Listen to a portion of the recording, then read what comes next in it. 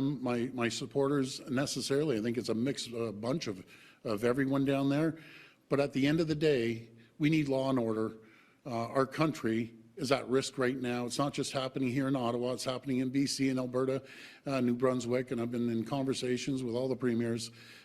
This is unacceptable. We won't accept it. We're going to move forward. We're going to make sure that we get back to normal as quickly as possible. Again, despite the occupations, we're going to continue focusing on making sure that we have a safe environment for companies to do business and trade here in Ontario. Follow-up? And yet, Premier, our major trade route was very much impacted and halted the last few days. This question is from my colleague, Adrian Gabriel, and he wants to know, with so many border cities in this province that are key economic shipping points, what are you doing right now to ensure that our borders aren't taken hostage again? Well, we've stabilized the Ambassador Bridge with a great work of our OPP and all other police agencies right across the province. We're working collaboratively with the municipal police and federal authorities as well. And we're going to make sure those borders are secure, that vehicles and trucks and transports and people can get across the border peacefully. I'm not going to tolerate anarchy at our borders or anywhere else. We need to get back to business. Next question. Your next question comes from Allison Jones with the Canadian Press. Please go ahead. Hey, Allison. Oh, hi, Premier. I'm wondering if you support the protesters' cause, if not their methods? You've talked many times before about how you were hesitant to enact the vaccine mandates and certificates. Now you're announcing their end. Do you agree with the protesters' cause? Well, first of all, through the advice of Dr. Moore, we accepted the passports, and through the advice of Dr. Moore, we're going to get rid of the passports. I understand it's frustrating for everyone, but there's a level of frustration that you can go out there, peacefully protest, but when you start occupying borders, international trade corridors, it's game over. There's zero tolerance for that.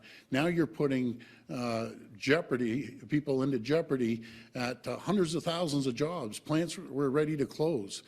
I can't even begin to explain how serious this is.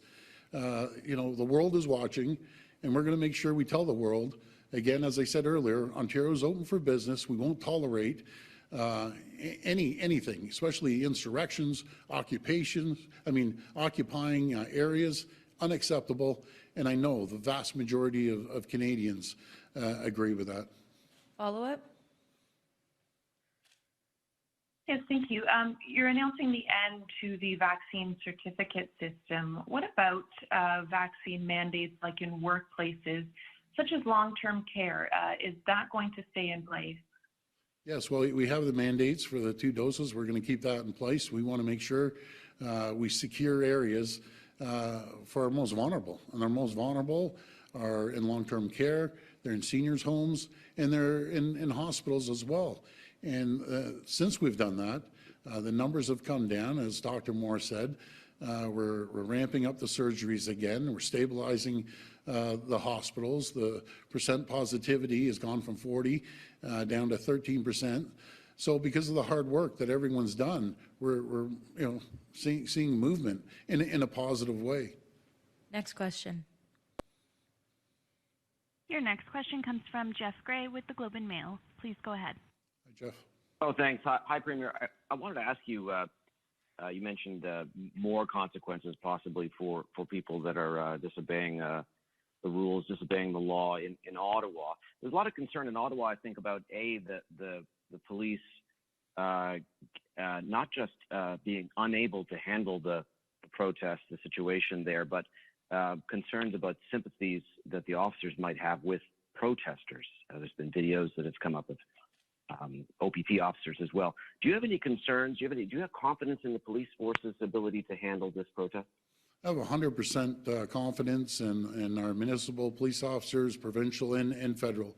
They've done a very, very good job considering the situation they've been thrown into.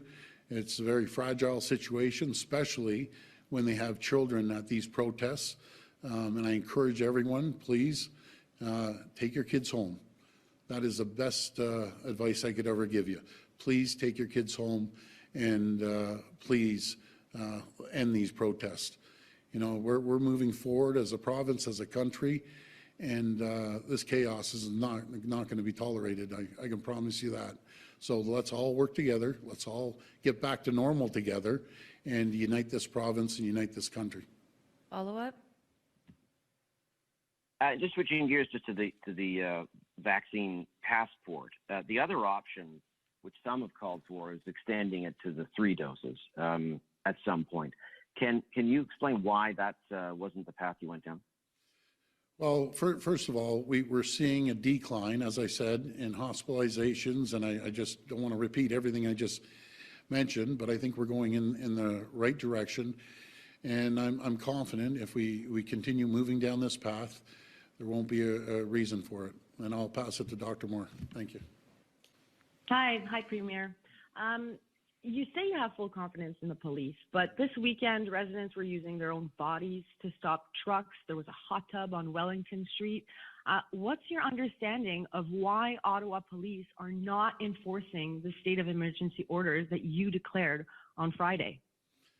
Well, again, you know, it's a little different situation on the bridges opposed to Ottawa. It's a little more complicated. We're working collaboratively with the Ottawa Police, the OPP, and RCMP. But I'm really confident. I'm confident that we're going to be able to move forward. I'm really hoping that the people that are occupying Ottawa are going to move on. It's unacceptable that they have 1 million people held hostage right now. And again, I can't stress it enough. We won't tolerate it. We've given the police the tools to do their job. And again, I have confidence that they'll do that job. Follow-up? But if that doesn't happen, is Ontario going to ask Justin Trudeau to invoke a federal declaration of emergency? And are you planning on talking about that in your meeting with the Prime Minister this morning?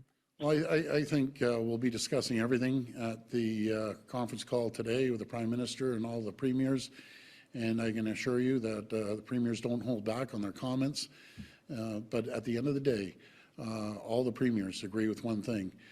We cannot we cannot have people creating chaos at our borders, interrupting trade with the rest of the world. It won't be tolerated, and we'll make sure we take care of it. But my message to anyone, the protesters, occupiers, this has to come to an end, and it has to come to an end real quick.